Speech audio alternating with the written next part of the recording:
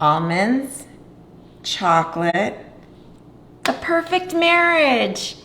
Chocolate with almonds, and no one knew it better than Hershey's. Ask him, because in 1908 he created one of America's favorite sweets, the chocolate bar, the milk chocolate bar with almonds. And today, in honor of not only that history, but National Chocolate with Almond Day, which is on Friday, I am preparing a healthy version of using a really good cocoa, which is where our chocolate comes from, and almonds. So here we go. I'm going to put this down, and we are making a flourless cake. And by that I mean we're not using the typical baking flour that most people use. It's a little bit processed. No, we're going to use almond flour because we're celebrating using the almonds with chocolate. And I just love the fact that 3 is one of my favorite numbers, and there's basically 3 easy dry ingredients and wet ingredients. Well, actually there's 4 on the dry, but. So let me give you a little history on the chocolate while I start preparing the wet ingredients. The wet ingredients basically are going to be 2 eggs, which we're gonna throw over here when I'm done here with the shells, and I like to use the cage-free. So we're gonna use 2 eggs, and because I don't like to use a lot of eggs, I'm also going to be using some yogurt, because yogurt is a nice substitution for eggs. So as you can see, I took that out of the refrigerator. So chocolate has 3 really great benefits. Actually has a lot more than 3, but 3 is my number. So I'm going to give you the top ones.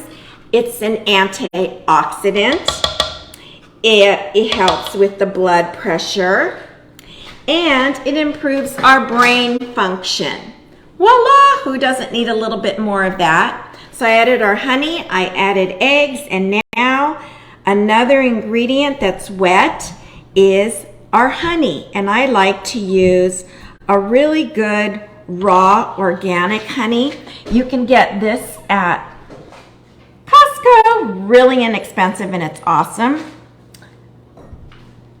And what about our almonds, you say? What's good about almonds? Almonds are one of the healthiest nuts. Easy breezy as far as pricing in comparison to like pistachios, which are also good for you. They also help lower the blood pressure, and they have a lot of magnesium and fiber for us. So there's our takeaway on chocolate and almonds. Now for our last wet ingredient, a good vanilla extract.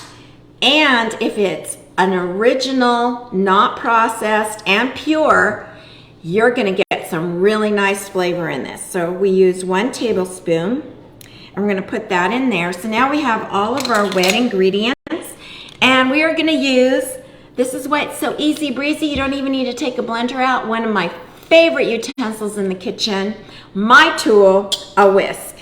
And of course, a whisk is so much fun because you can get anger out with the whisk, you can play with the whisk, you can dance with the whisk. Who doesn't want to do that in the kitchen? Talk about some nice therapy with this. Man, it's the best. So now when we've got our wet ingredients, it looks kind of like this. I'm going to have the cameraman zero in so that you can see that it's almost like a thin, liquidy substance here. Now we're going to add our dry ingredients. Because I'm using almond flour, we only need 1 cup, and we're going to slowly put that into the mixture. Now some people like coconut flour, which is fine. With your coconut flour, you only need about a little bit more than 1/4 of a cup. So I'm putting in my almond flour. Now the cocoa, the chocolate cocoa. So this is a good cocoa that I like to get. Hi, Sunny. Oh my gosh, I miss you. I like to use a good cocoa powder, organic, that I found actually at Whole Foods, very reasonably priced. And because it is so powdery in its texture, we slowly add that in. So I'm just going to scoop a little bit of that in so it doesn't shake all over. And the cameraman can come on in and see how I'm whisking. You can see that the powder takes a while to kind of get absorbed with the liquid. So we're going to now put in some more, otherwise it's going to go all over the place. And our final little dash. As this is being turned, I'm going to add a little dash only, a pinch of good sea salt. So I just did that. It's now turning into a little bit thicker of a consistency. And now to help rise this cake, because we are using an almond flour and not a baking flour all-purpose that has been processed, we're going to need 1/2 teaspoon of good old baking soda, which will help that little bit of rise. So I'm going to dip this in here, put in my little last scoop of dry ingredients, and this is what's so much fun. Once I've whisked it, I'm ready to go. Now I put my oven at 325, which is kind of unusual because most baking, especially with cakes, is at 350. But because we're using a flourless, I'm going to put my paper here so that I don't get my mat wet. There we go. Hi, Tamika. We only have to set the temperature at 325. And if the cameraman can come in a little bit, you're going to notice that I have buttered a non-stick pan. He can kind of show you that butter on the edges there. It's really important, if you can, to use a non-stick pan. Otherwise, make sure that your glass or your ceramic pan is not only buttered but maybe lightly floured. So mine has been buttered quite well, and this is an 8-inch pan that I'm using. My tool that I'm scraping with is one of my second favorite tools in the kitchen, a spatula. So that way it helps me get all the goodies out. I think I've got them all now. And we're going to spread it in our 8-inch pan. This will then go into the oven for approximately 30 minutes at 325. So I'm going to go do that now. And what does it look like?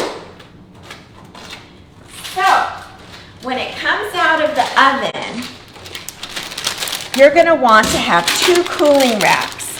One of them I have covered with parchment paper. So when I take it out of the oven, I'm going to invert it, and I don't want any of these marks, so I put parchment paper. Then I'll invert it back on the other cooling rack for a total of another 30 minutes. Once those 30 minutes have passed, voila, you will have a chocolate cake. What have I done? Whereas the almonds come in, we had almond flour. Then I took raw almonds and I literally crushed them in my blender. You can also use a rolling pin. You can get your kids to use hammers with parchment paper, whatever kind of creative way you come up with. And I sprinkled a little bit of crushed almonds that had a little bit of organic ethanol, which is like a stevia sugar, but it's organic and pure and good for you, and it's not been processed. And I sprinkled that over here. In the middle, I made a heart, and my heart was made with just a very light blending of butter, sugar, and a pinch of powdered sugar because I didn't want too much sugar. And there's my heart. Because it's so warm here in the desert, my heart's already starting to melt a little bit. But this little tasty guy will stay in your refrigerator for up to 1 week. It never lasts that long in our home. I have a chocolate fan that lives with me, so this will probably be gone by the end of tomorrow.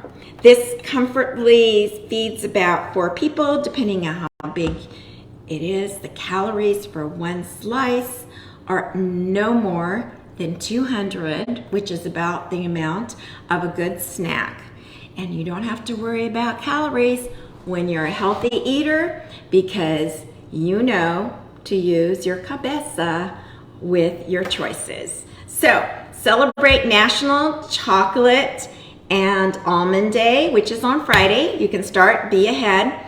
Please send me your suggestions. I've been getting so many great ideas of places to explore or recipes or questions that you have. Comment below. You can also go back and see other videos on Desert Life with Maria on YouTube. I really appreciate your support and see you next week at 8:30 on Desert Life with Maria.